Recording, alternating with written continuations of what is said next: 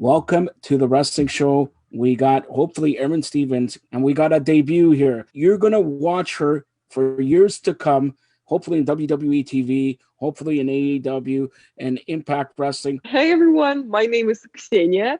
I'm the newest face here at BarnBurner, and I'm a wrestling journalist and YouTuber. Aron, I want to introduce you all the way from Russia. What time is it in Russia right now? 3 a.m. That's commitment. That's 3 a.m. is commitment. So that's the star of the show.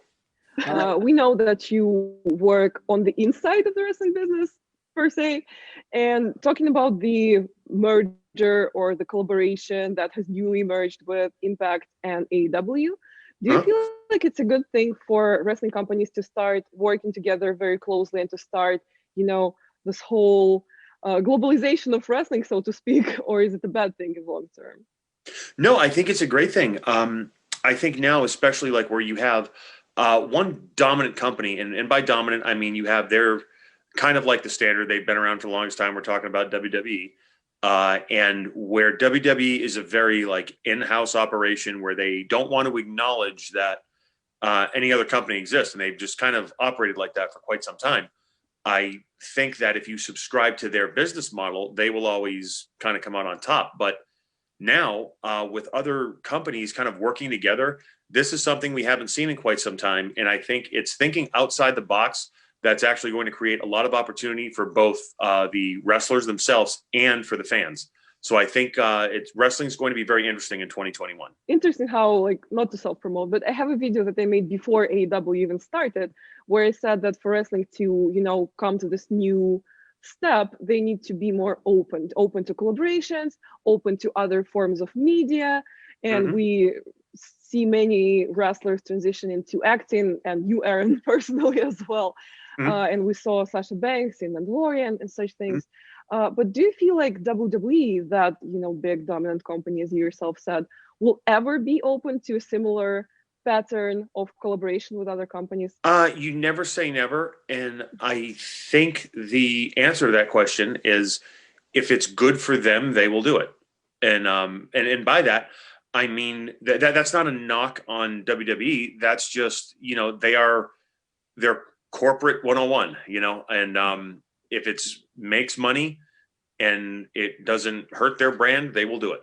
So since I'm here, can we go back to Russia, to the topic of Russia? While you were in Russia, were there any moments where there was some sort of a, cultural misunderstanding or something, or some, fun story? My grandmother was Lithuanian, and that is very close to Russia, and especially when we're talking years ago, I kind of knew what to expect in the sense of like I'd been around some Russian people, via like just the community that my grandmother was living in, because there's a lot of like Slavic, the Polish and Russian, Lithuanian, and so I was like prepared. I was like, oh, okay, cool. This will be fun, and you know what I mean. And it's such a beautiful country, so I'm all excited to go there. We get to Moscow, and we're going through customs, and my passport, I look nothing like I do on my passport. I mean, when I say nothing, like it is tough to tell it's me. Clean shaven, hair was completely different. And the lady, she looks at my passport, and I mean, just like this, she just goes, and calls someone over, and I'm going, oh dear God, please.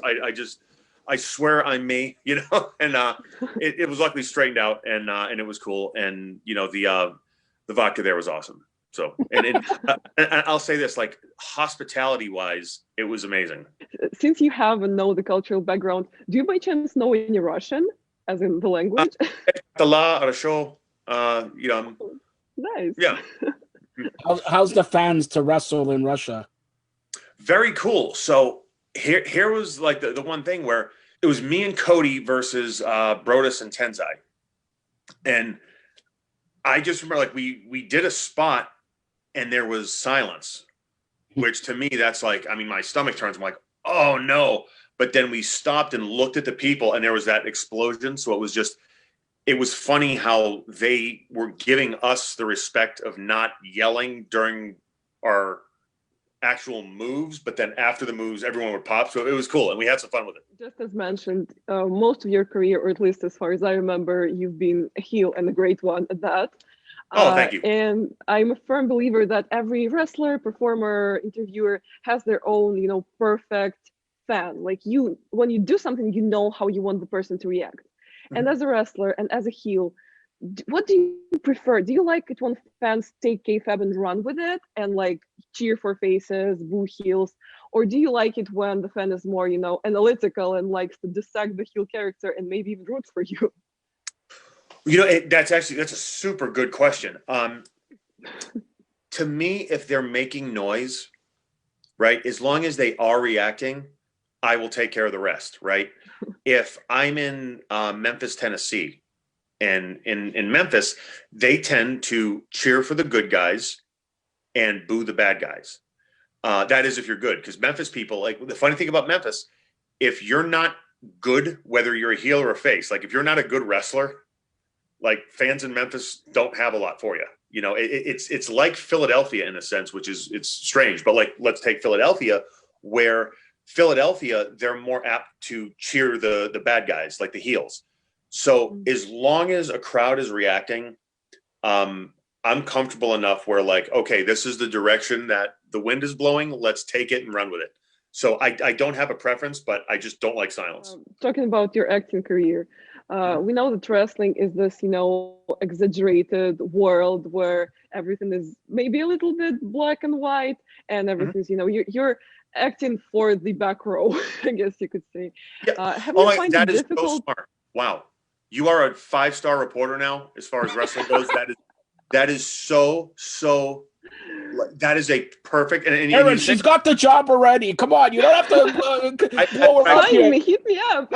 Yeah. But like, I've told people that, like, when you're a wrestler, right? I mean, like, all right, if you look at my eyes are the size of, you know, cantaloupes. So when I go like this, that's for people in the last row of the Staples Center or the Garden or whatever, that you have to act for the last row 100%. So just 2 thumbs up. And I'm sorry to interrupt. What I was saying is, I've talked to several wrestlers who have transitioned or want to transition to acting, including Wade Barrett. And he says that it was a bit of a challenge to transition to acting, where you don't really act for the back row, where you act for the camera that's in front of your face. Yeah. Have you faced this kind of difficulty? So close, you don't have to do as much. So you just have to think something, and your face will kind of follow suit. Is it harder, or is it more, you know, is it easier? You know what it was? It was like, to me, and it, again, just like wrestling, it's a craft that you always work on. Once I get the feel of it, it was cool. It was just a different, it's like when you play basketball and then you play football, right? They're just 2 different sports. So to me, I equate acting and pro wrestling like that, right? It's just, you know where you're at and you kind of just go from there and dictate whatever. And again, subtlety is much more emphasized. I know that sounds like a contradictory statement, but in acting, it's it's key. I get it. I keep comparing wrestling to acting because a lot of people say that it's similar and even insinuate that there should be like a union that would include both wrestlers and actors, with which I fundamentally disagree, but it's a whole other topic. But do you feel like in acting, as opposed to wrestling, where you're basically your own #1 agent / advocate / PR person, do you feel like it's harder to promote yourself in acting? Acting is a much bigger business than wrestling, where, you know, wrestling, okay, you have WWE, AEW, Ring of Honor, Impact, and you have a few major promotions. No, I think it's actually easier. You just have to get in with the right people, you know? And I know you said with the unions, and I'll say this, I am not for unions in wrestling. And here's why. Because if you unionized, where would you draw the line? Would it just be WWE and AEW? Because the money it takes to make a union, and God, there's so much to it. Like, what about Impact? What about Ring of Honor? You know, what about the indie promotions that would be like, hey, wait a minute, we're just used to paying, you know, $100, $200 cash to and put on a good show. it would hurt the wrestling business, in my opinion, 100%. Now, do I think that they should be classified as independent contractors the way WWE does? No.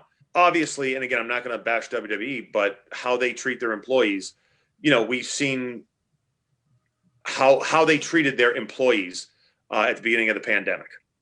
And, you know, the taking over the social media, that's wrong. And it's wrong. And that should not happen. So I think, again, it should be the middle ground. Either you let them be independent contractors, truly be independent contractors, and everything's fine, or start treating them like employees. But then as far as the union goes, no, because that will hurt the business overall. That's my opinion. It's really interesting that you say this, because I feel like in the wrestling business, unlike any other business, unlike any other type of entertainment, there's this huge gap between being an indie wrestler and a wrestler with a contract in the huge company. And no one really knows what this person earns, but then the whole world knows what this person earns. And there's this huge, you know, this huge distinction. I know I personally have been saying that the indies have been on the rise, like they have been, you know, kind of developing. But do you feel like this gap will ever be narrower, or is it just, you know, our destiny that we must accept and live with it? No, you know, that I don't know. I mean, I know like in the indies, it's definitely paying your dues and you kind of learn. And then if you're good and you work hard and things kind of line up the right way, you have the opportunity to make more money.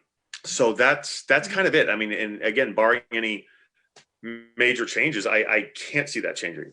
Yeah, and the thing is, if you're an actor, say there are certain, of course, A-listers, world famous actors, but there's like a handful of them, like what, 30, 40 actors that you can name off the top of your head. Yeah. And then there, you know, actors that can make a living without being that world famous person.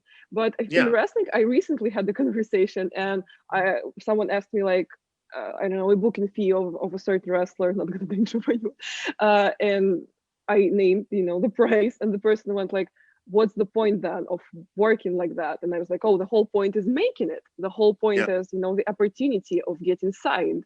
All right. And Zane, any final thoughts to Aron?